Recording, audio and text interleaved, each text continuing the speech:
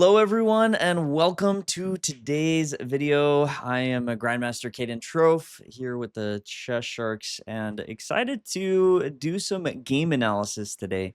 I uh, I like to, of course, follow the big events that happen, and also as a chess coach, I like to look for games that I feel like, hey, I could use this for instruction. And so I was looking through some of the games and found a few that stood out to me, but was really excited and want to go over this one today between uh, Shem Shamsidin Vokadov. Pronunciation, not my expertise. I'm not a pronunciation grandmaster, but hopefully that's correct. And of course, the legend Hans Niemann. Now, I was following Hans fairly closely during this event. Grand Swiss, the top two spots did go to the candidates. And I'm not going to lie, just for making it more interesting, I was cheering for Hans. I would have loved to see him qualify. And although he did come up short in the end, as I was going through the games and figuring out which ones I could use for coaching or which one that I could use for instruction, he stood out as one of the top players that I feel like had some very good, very sharp play. So today, going to be diving into this and pointing out some of the things that really stood out to me, and hopefully you all take some lessons away from it as we learn, dare I say, from Hans Niemann. Here, the game began with e4. And we saw, and this was part of why this game stood out to me, a Najdorf. Now, I used to play the Najdorf for years. It was actually the opening that I played to go push for Grandmaster. And while I don't play it as much anymore, I haven't kept up on theory. I definitely see, understand, and love the ideas that I see from it. So here, Hans a6, that's where it becomes the Najdorf with this a6, e5, and knight b3. This is a very topical line against the Najdorf. Now, this bishop e6, I often, when I was playing the Najdorf myself, would play this move, bishop e7. Now, this was to encourage f3 because there are some variations with f4 that I wasn't a particular fan of. And so I'm trying to encourage f3 because now if queen d2, I play knight g4, and thank goodness I moved this bishop first because g5 is covered, and I'm going to get the bishop for the knight. Okay, there's some greater theory, but that was basically what I was doing. Hans instead plays bishop e6, so he must be okay with some of these f4 lines, but his opponent, Vokadov, doesn't worry about that. He plays f3, and Hans plays this h5 move. Now, bishop e7 would transpose into what I used to play here as black. Najdorf is very theoretical, very messy. While I do hope you all find instruction in this game, I will be honest in saying I don't necessarily recommend the Najdorf for players, let's say, under 1800, maybe even under 2000. It's very theoretical, very technical, a lot of these lines, and you just have to be careful about that because at some point, working on your middle game understanding, working on your calculation is going to bring more value than spending hours and hours and hours, which is what I did, which I'm sure Hans has even spent more time working on this opening. So just be mindful of it. If you do want to play the Najdorf, get ready to spend a lot of time. It can be super theoretical. Hans, as I said, went for this h5 instead, stopping g4 because, yes, white does in a lot of these lines want to start throwing these pawns down the king side. Now, part of this is with the open file, with the open diagonal, with the potential for the knight to jump in. It is very unlikely that we ever want to put our king on this queen side where it could get attacked. So white throwing the pawns at black and looking to put their king on the king side where they have more pieces. It is a bit safer, and that's the battle that it often becomes. white throwing their pawns down this side, black throwing their pawns down this side. But h5 looking to hinder that, looking to prevent this g4 early on. The game continues, queen d2, bishop e7, which actually is a little bit more of an unusual move here now. From the players that were playing h5, I saw more knight bd7s than bishop e7, but I'm sure Hans, as you can see by the time, relatively knows what he was doing in this opening. And you see, again, he's playing very quickly in these few moves here. So the bishop lands on f5. And then this idea I found very interesting, but I also think is fairly instructive. Now, Hans is playing this quickly. Likely this is some computer prep or something he looked at once upon a time. But the shocking thing about bishop h4, he plays bishop h4, check. Okay, if bishop f2, bishop takes, and the king has to stay in the center, it does not get a castle, which of course he wants to do. The king doesn't want to move, so you say to yourself, well, g3 feels obvious, and that is what was played. But then Hans, he just goes back, bishop e7. And you kind of sit here, and at least for me, I'm thinking to myself, well, is it really worth 2 moves, bishop h4, g3, bishop e7, just to provoke this g3 pawn? Well, the interesting thing about this idea, from what I could find, and from my studying of this position, is earlier I was talking about how white likely wants to castle queenside. But things have changed. The knights have been traded on d5, and this bishop's now on f5. So there is some pressure over here. Okay, that's not the end of the world. White could live with it, but there is some consideration for him to castle on the king side. So I think that this bishop h4, g3 is in a way trying to discourage white from castling kingside now. Okay, white's g4 has been restricted, so it kind of makes sense for white to maybe just buckle down and say, okay, just kidding, I'll put my king on the king side, and I'll actually look to fight in the center instead, using my c-pawn where I don't want my king to be. So things have changed with just this one pawn in the center, and already something to keep in mind, sometimes people autopilot. They just say, oh, I know from the opening king goes here, and I do this attack and all that. But sometimes these little bit of shifts in the position can make a big difference. And with the center control, a lot more potential for white to play here. So potential then for him to castle kingside. So Hans takes the time, provokes g3 to make it a little bit scarier to castle kingside. If he was to castle kingside here, okay, let's say something like knight d7, knight a5 or c4 is one of the moves I was looking at, and we see kind of the c4, so he defends b7. And then here you have something like bishop h3, rook moves, and h4. So this back and forth, white now attacking on this side, on the king side. But because of bishop h4 and provoking this pawn to move, black does get some play against the king now on the king side. So actually a very nice idea to play bishop h4, bishop e7.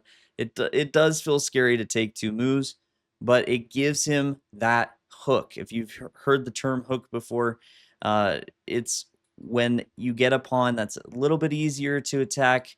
You can't just so easily push. If this pawn was to push to g4, we're going to try and break it down with f5 at some point. And so he now has a hook to try and break through on the king side if white so dares to put his king over there. Now, Volkodov decided, no, I'm fine. I'm not castling on the king side. He actually played h4 to prevent Hans from playing h4, and then still decides to castle queenside. And this led to something very interesting. Hans castles on the king side. And as I was saying, the slight change and slight downside to castling on the queen side is maybe there's going to be some pressure on the queen side. And you actually do see this. This wasn't played in the game, but g4 I believe Hans was planning on playing this idea. Take g4, put the bishop on e4, hit the rook, and put pressure here, where now rook c8, knight b6, these types of ideas are on its way. And you see Hans, yes, is absolutely playing on this side. So Volkodov did something very interesting. Instead of playing g4, which honestly feels very natural. Yeah, you have pawns on that side. You want to attack on that side. Let's go for it. He actually played bishop d3, so balancing the potential for the attack as well as the defense.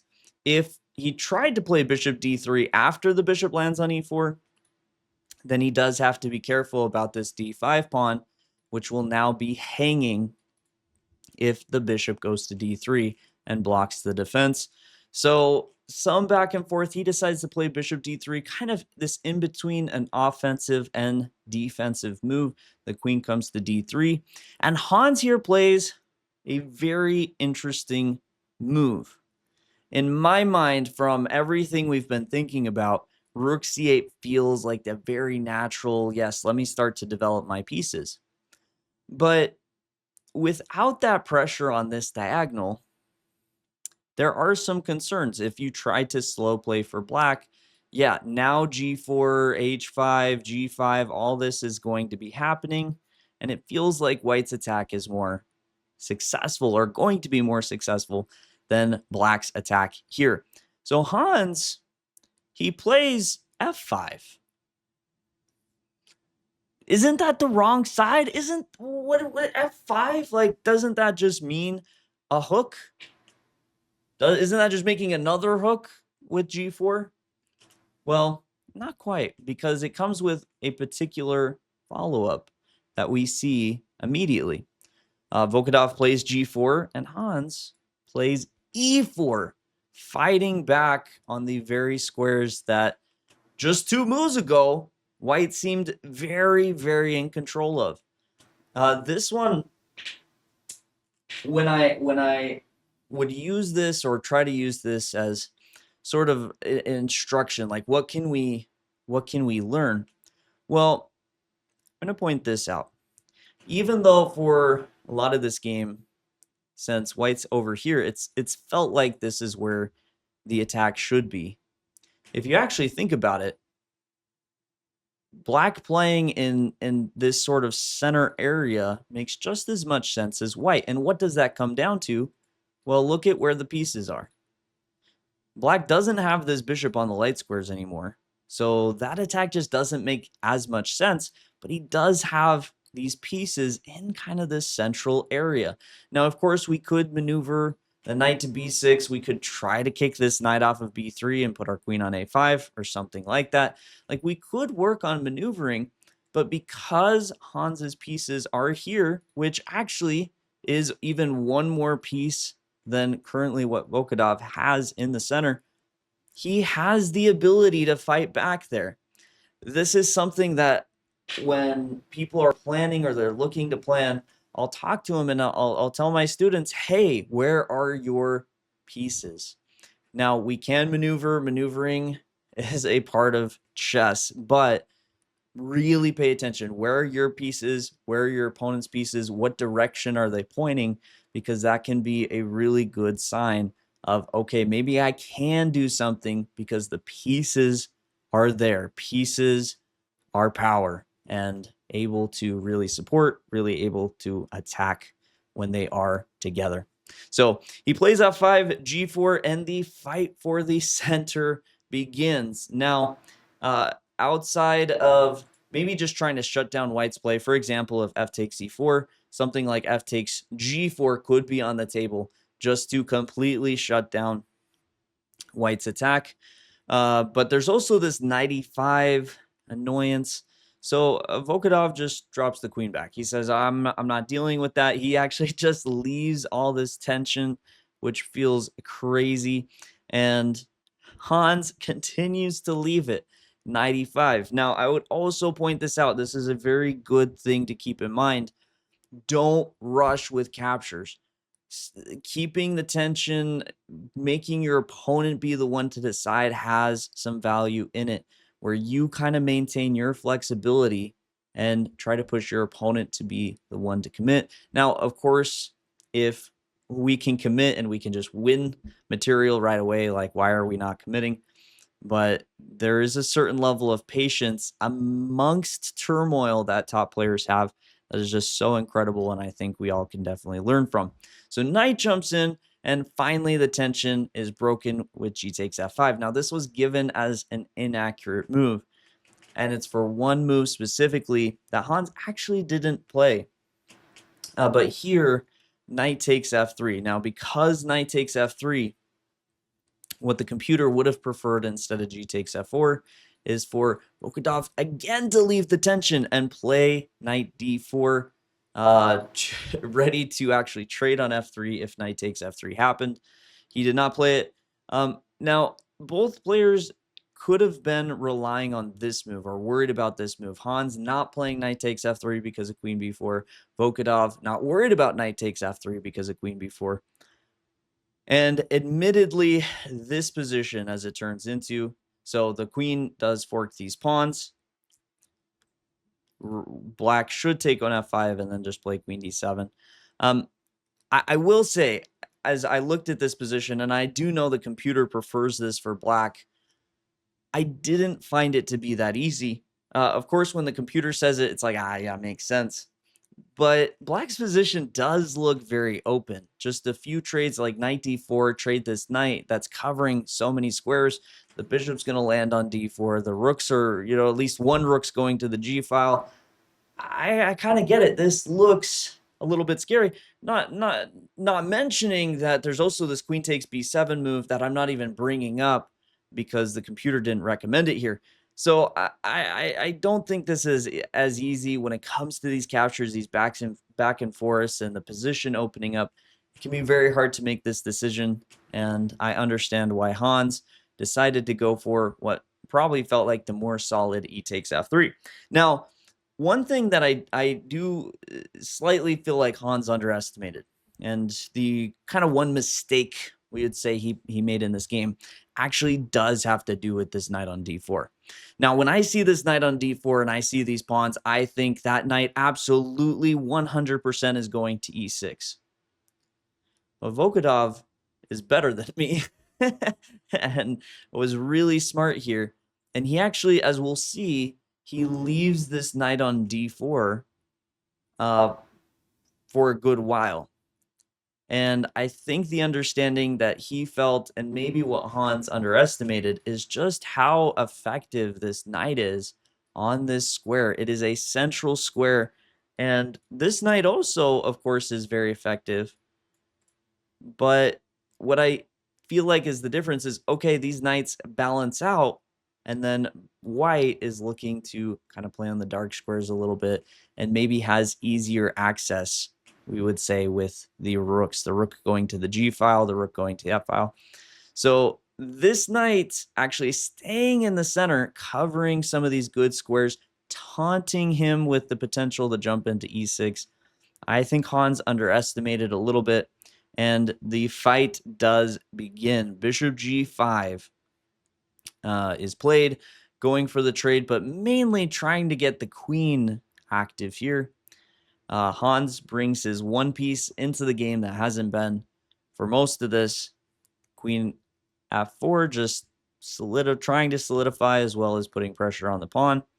And Hans finally goes for this trade. Now, here there are some very interesting variations. I said Hans's one mistake was underestimating this knight, and you actually do see this here. This rook f6 actually should be considered inaccurate, although if I'm being honest, I understand this mistake. He starts piling up on this f5, and we'll see his reasoning behind that very soon, because that's where the fun for Hans begins. But technically inaccurate because Volkodov should have just kept it calm. Now, what should Hans have done instead is very tricky. Honestly, I fully understand why he didn't go for this, but play f2, which already I would feel a bit like, f2, it was so nicely protected on f3, and now I'm just like throwing it into the lion's den. Good luck, little pawn, good luck. But there's a really sneaky trick here that I wouldn't be shocked if these players hadn't seen in their analysis during the game. But queen takes h5, okay. Take a pawn, makes sense. He'll be with this pawn soon. Why did black even play it? Like, what are we threatening? F1's not a threat. Why is it there? Well, there was a threat. Queen a4. So what? I'm just going to protect the pawn. So what? And now here is the absolute brilliance. Knight to d3! Exclamation point. Yes. In case you were wondering, yes, this is the computer variation. I think this is a very understandable move to miss, because if you're like me, you're looking at this at first like, that's a free knight. That's a free. Why are we playing knight d3? That's a very takeable knight. But actually pause and think about it. How do we take this knight back? If we take back with the pawn, then we get rid of this nasty defending piece, knight on d4, that's been such a pain. Now this is weaker, and we're going to go after this pawn. The queen is in a beautiful central square, so it's also creating a threat against d5. And the rook, through all this, because we got rid of our own knight, is now open. Black is actually doing fantastically here. But you say to yourself, well, okay, look, I'm not dumb. I know how to protect my pieces. I'm going to take with the rook that protects the knight. Easy. Thank you for your generous donation and knight. Well, this is why we played f2. Because now, rook e1, check, and white has some serious problems. If he takes, very simple, we get a queen. If he plays rook back to d1, your rook that was so beautifully defending this knight, well, I'm going to distract it. I'm going to take your rook on h1, and after you take on d4. And once again, this position is actually very good for black, which is easy itself to miss, but it comes down to this pawn with the combined ideas of like the queen going to e1 or rook going to e1, as well as white needing to be careful of this f5 square. He actually needs to be very, very cautious and should be losing. Now, easier said than done. Some things still need to be figured out, but this is evaluated as a losing position for white because this pawn is just too dangerous. For some quick examples, if the queen tries to go to f3, now rook e8 and rook e1, already difficult to stop. If the queen goes to d2, trying to stop some of these squares, well, that hangs f5. And I mean, black has a beautiful pass pawn. This pawn is next to be taken. And as I'm saying that, I realized I'm kind of full of it. Queen e6, I guess we play rook f7. No, this is fine. This is fine. Ooh, this is fine. I'm not using the computer right now in case you were questioning it. Queen e6 check, rook f7. We can block that. That's not a fork. It's not a fork. And we can block here too. And now that the rook is safe off f5, we play king h8. Whew, whew, almost lost the GM title. You know, we almost hung a rook. We spaced out on a few things, but I'm fine. I'm fine. Yeah, so crazy line with this f2 and this whole knight d3 idea. Of course, white doesn't even have to go for that. He can play rook f1, and it continues to be complicated, but perfectly understandable why this might have been missed. So Hans plays rook f6. He doesn't find the very sneaky f2, which in some roundabout way is targeting this knight with the queen a4, knight d3, and all that going after that piece that is holding white's position together. But Hans, he's actually a very good player. I know we talk about Hans and all the beads and the cheating accusations and all that. Hans is a very good player. He plays rook f8. Okay, so what? You're doubling up on a protected pawn. No big deal. Now, Volkodov should have kind of caved a little bit and played this actually very nice move, knight takes f3, where he takes the pawn and after taking on h5, even though he loses f5, he's up a pawn. He is up a pawn. And is not losing a piece because knight takes e5 also hits black's queen. So you might think, that's a fork, but no, knight takes e5 does save the day, and white's just completely winning here. So instead of taking on f5, although he could take back, the best is to take, queen takes, and rook takes here, where it's still a game. White's up a pawn, but black has gotten some solid activity. The rooks are doubled up. The queen still could be looking to jump to a4. It's a game. While white is better, I think this is a 3 result potential. So Volkov should have played knight takes f3. Instead, he played queen g5, which I wanted. It is inaccurate. It is wrong. But it requires a brilliancy, and we finally get to see Hans's idea to prove it's wrong. So I'll mark it as inaccurate, but it hurts me a little bit to do so, because why is it wrong? Rook takes f5. Rook takes f5, giving up the exchange, giving up the rook in order to do what? So what? You give up the rook, I take the rook. Okay, like, congratulations. Well, Hans, for a bit, I felt like underestimated this knight on d4, and it could have cost him, a little knight takes f3. But on second thought, maybe he understood the whole time that it was about these knights. These knights in these central squares being protected are so fantastic that him being able to get rid of that knight and open up the squares is good.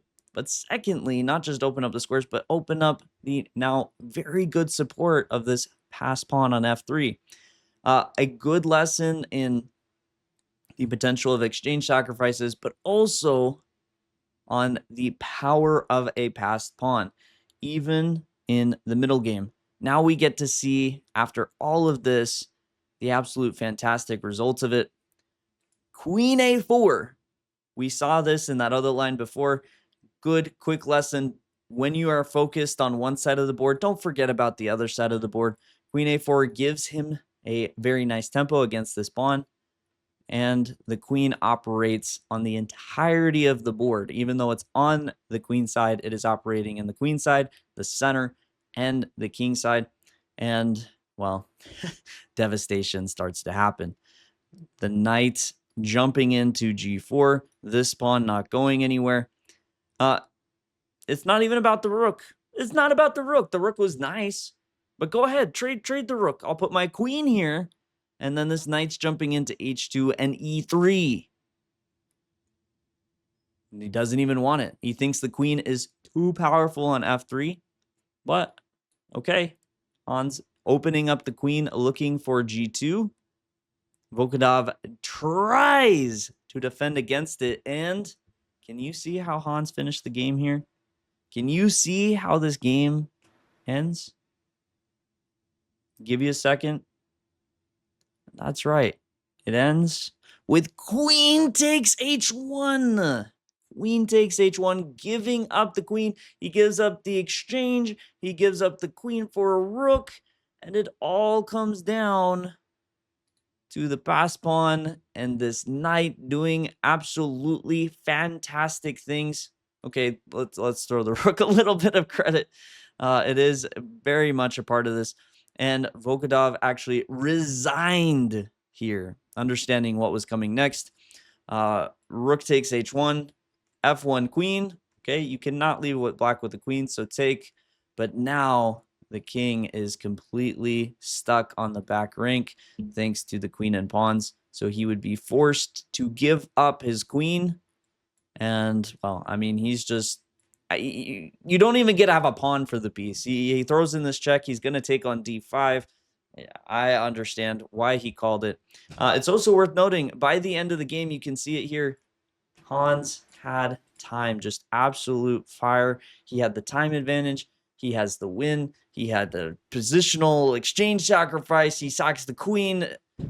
Fantastic game. I definitely think this is a bit of a diamond in the rough. Because Hans hadn't quite hit the top boards yet. Maybe easy to overlook, but honestly, makes an impression on me. the creating of a pawn hook early with bishop h4, the fight for the center, the keeping the tension, Hans playing f5 to try and lessen the attack. All of it, I think, is just a fantastic game, and I look forward to seeing more from Hans like this in the future, as I know we all will.